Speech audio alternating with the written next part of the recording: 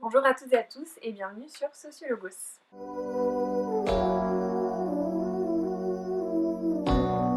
Alors aujourd'hui, je voulais revenir sur un sujet qui m'intéresse beaucoup, sur lequel j'ai beaucoup débattu avec mes amis, qui est celui de l'immersion journalistique ou du journalisme gonzo, c'est-à-dire le fait pour un journaliste d'infiltrer un domaine, un corps de métier ou de prendre une apparence particulière pour observer des discriminations et de raconter cela à la première personne pour voir, en fait, pour révéler ce qui serait caché. Et en tant qu'étudiante en sociologie, c'est des pratiques qui me posent problème. Je trouve qu'ils ont certains aspects un peu problématiques. J'ai voulu vous parler de tout ça suite à la publication d'un livre. Et un livre qui a fait un petit peu débat, qui est le livre Flic de Valentin Gendreau, donc un journaliste qui a infiltré la police, comme son nom l'indique. Je trouve qu'il y avait beaucoup de débats autour de ce livre, notamment autour de la déontologie journalistique. Et pour moi, dans la sociologie, on peut trouver des réponses au débat autour du journalisme d'infiltration. Déjà, pour poser un peu les bases, le journalisme d'infiltration ou le journalisme gonzo, c'est une méthode journalistique, ou tout du moins un style d'écriture, qui va faire en sorte que le journaliste se positionne à la première personne, en fait écrit à la première personne, se positionne en tant que protagoniste principal de son enquête.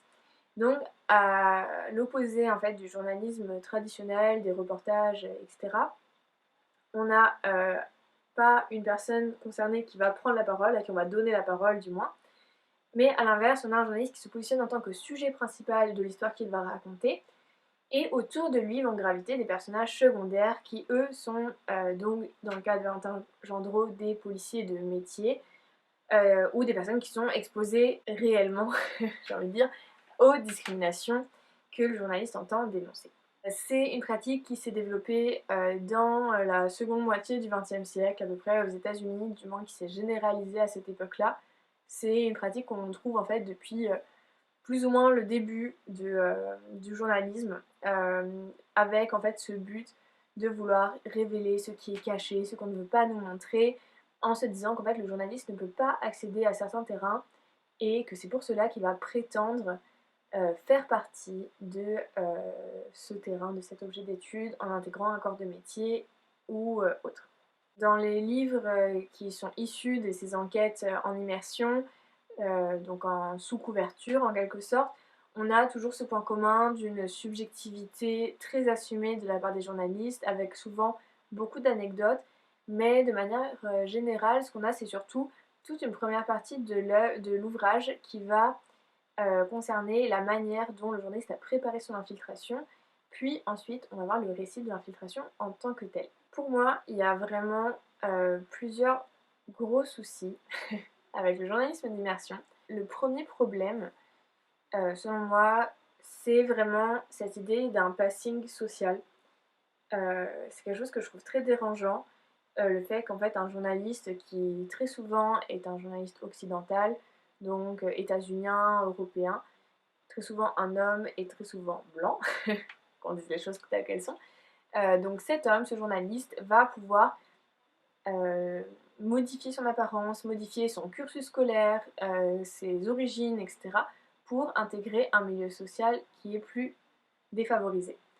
Donc il y a quand même toujours ce côté de passing du niveau de vie, ou du moins du capital culturel assez aisé, vers des classes plus défavorisées, que ce soit par exemple des ouvriers, des travailleuses du sexe, ici dans le cas de Valentin Gendreau, des policiers. Voilà, je trouve que c'est quelque chose d'assez dérangeant parce qu'on ne pourrait pas voir la même chose dans l'autre sens. Et un livre qui fait un peu cas d'école pour moi, c'est un ouvrage que clairement j'ai détesté, mais je vais vous expliquer pourquoi. C'est ce livre qui s'appelle donc Dans la peau d'un intouchable et qui a été écrit par Marc Boulet. Par où commencer? Sur la question du passing social, je trouve que c'est un exemple très criant de ce problème. On a ici un homme blanc, donc ce monsieur, Marc Boulet, d'une quarantaine d'années, français, qui va se glisser dans la peau d'un intouchable, c'est-à-dire d'un Indien qui appartient à une caste qui est extrêmement discriminée en Inde, qu'on appelle également les Dalits. Le premier problème pour moi, c'est la question des privilèges, de pourquoi au final on se retrouve avec des Européens qui prennent une identité social extrêmement marqué, extrêmement dur à vivre, avec beaucoup de discrimination. Également, il y a un autre ouvrage qui me fait penser à ces problématiques, c'est Le quai de Ouistreham, qui a été écrit par Florence Aubenas, qui est une journaliste très reconnue, etc. Et là aussi, pour moi, il y a un passing social dans le sens où cette journaliste a forcément un niveau de vie bien supérieur à celui des femmes de ménage avec lesquelles elle a travaillé dans des ferries. Je ne sais pas s'il y a comment que ça choque, mais vraiment ce rapport un peu de nous on peut s'infiltrer, mais l'inverse n'est pas possible. L'autre problématique que je trouve extrêmement dérangeante et qui au niveau de la sociologie ne pourrait pas se faire, c'est la question en fait du consentement des personnes qui sont enquêtées. Dans l'enquête sociologique, ou du moins dans toutes les enquêtes en sciences sociales, il y a vraiment le fait de dire qui on est et pourquoi on est là, c'est la base, tout simplement. On ne va pas mentir aux personnes avec qui on va travailler parce que, eh bien, on va raconter leur vie, on va utiliser leur vie et leur expérience pour produire un objet de recherche et c'est hyper important que ces personnes soient au courant pour qu'elles puissent choisir ce qu'elles vont nous dire ou ne pas nous dire. En fait, c'est la base du consentement, tout simplement, mais bien sûr, ça modifie toujours et en fait, chaque rapport qu'on a avec un autre individu modifie la manière dont on va se raconter. Tout le travail d'un sociologue, c'est de réussir à lire entre les lignes, à comprendre ce qui n'est pas dit ou pourquoi les choses sont dites telles qu'elles sont, etc. Le journalisme d'immersion, le journalisme gonzo ont vraiment cette fâcheuse tendance à faire croire qu'il faut absolument se cacher pour voir la vérité. Et je trouve ça très problématique parce que tout simplement on peut mettre en danger des gens. Ça reste un travail en fait de faire de la recherche en sciences sociales et de comprendre les mécanismes des discriminations, tout comme c'est un travail des journalistes et je trouve ça assez problématique d'utiliser la parole des personnes qui n'ont pas donné leur accord, qui ne sont même pas au courant et qui se sont confiées à quelqu'un qu'elles considèrent comme étant leur ami et qui, un beau jour, disparaît et révèle une vérité qui, honnêtement, ne doit pas être très agréable à entendre. Franchement, je sais pas si vous pouvez imaginer être dans des situations extrêmement compliquées socialement, se faire un allié, un ami, quelqu'un à qui on va raconter sa vie, qu'on va inviter chez soi, qui un beau jour nous dit bon bah en fait je démissionne et en fait j'étais journaliste et qui va publier un livre. Voilà, c'est quelque chose que j'ai du mal à comprendre et de là il y a autre chose qui réunit à la fois la problématique du passing social et cette problématique du consentement, c'est qu'il y a un but mercantile dans ces types d'enquêtes. Autant la recherche en sciences sociales est là pour faire avancer l'état de connaissance et de compréhension de la société et du monde autour de nous, autant le journalisme le journalisme gonzo, les journalistes qui mènent ce genre d'enquête le font dans le but de publier. On va mentir à des gens, cacher notre identité et ensuite utiliser leur expérience et leur vécu pour faire l'objet d'un livre qui va rapporter de l'argent. Et ces gens, qui sont quand même des gens très défavorisés la plupart du temps, ne verront jamais l'argent qui résulte de leur expérience, du récit de leur expérience.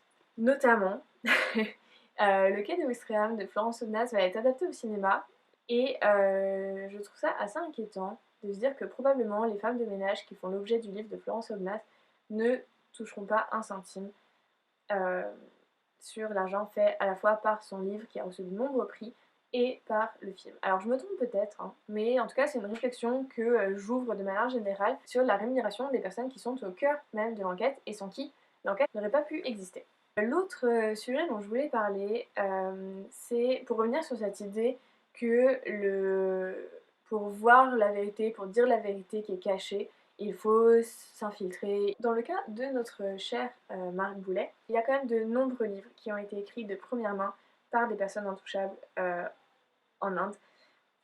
Des récits, alors que ce soit des romans, des autobiographies, il y a de la documentation de sources premières, il y a d'ailleurs également des chercheurs indiens qui sont issus de cette caste Dalit, et je trouve ça assez scandaleux qu'un homme français ressente le besoin d'aller ajouter sa pierre à l'édifice en disant qu'on ne sait pas ce qui se passe là-bas, alors que des personnes Dalit racontent de première source leur expérience et s'auto-racontent dans des ouvrages.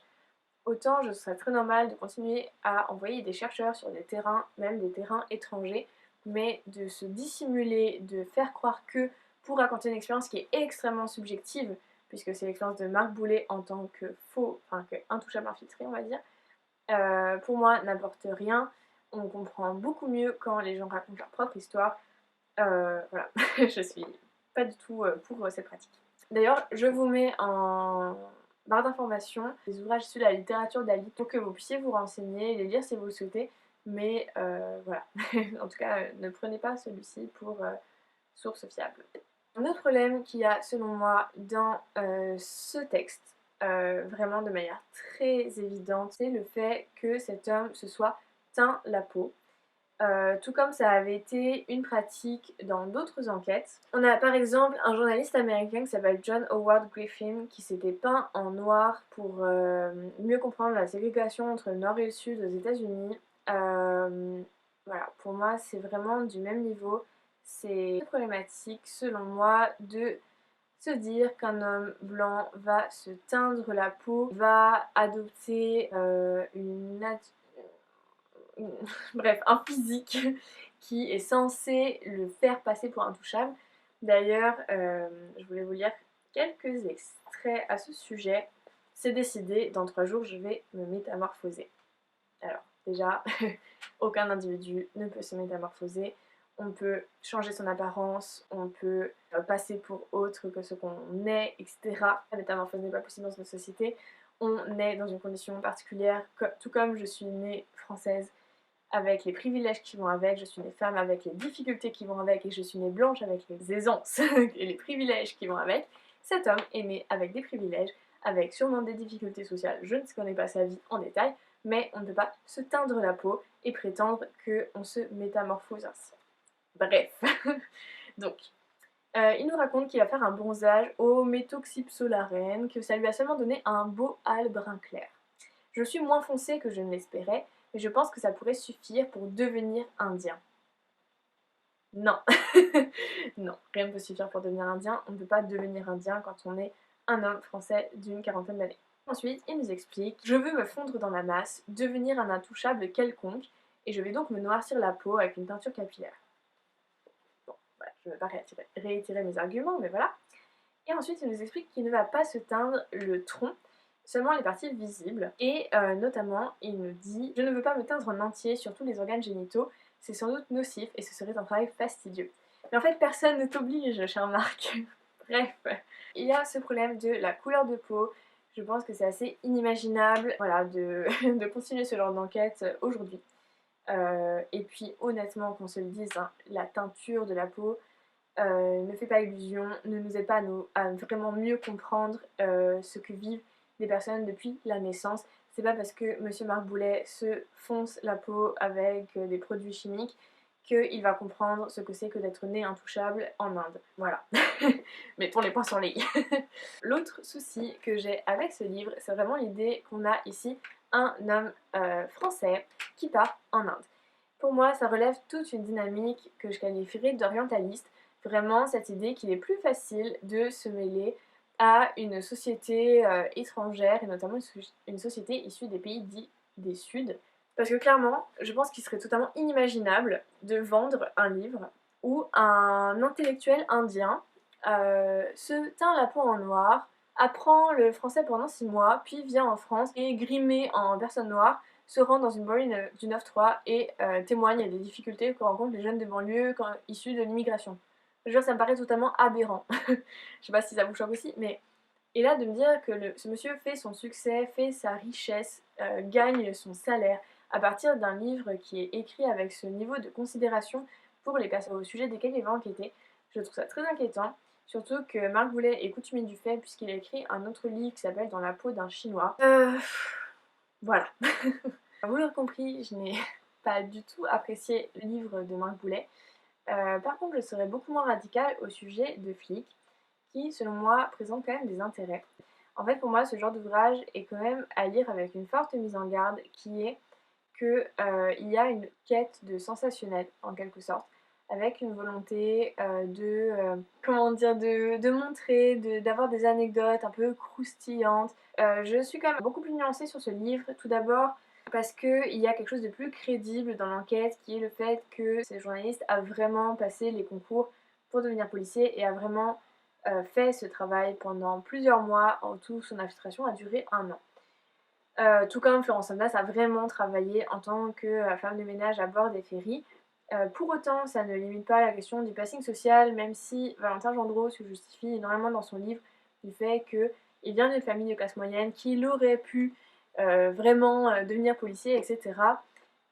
Bon, bah le fait est qu'il n'est pas devenu policier, qu'il habite à Paris, qu'il est journaliste. Voilà, pour moi ça reste quand même une problématique de passing social. En fait, pour moi vraiment le gros problème dans ce livre, comme dans tous les livres d'infiltration journalistique, c'est vraiment le fait du consentement. Cette idée qu'en fait si on avait demandé aux gens est-ce que vous voulez parler de comment ça se passe dans votre métier, est-ce que vous acceptez de répondre à des questions, etc.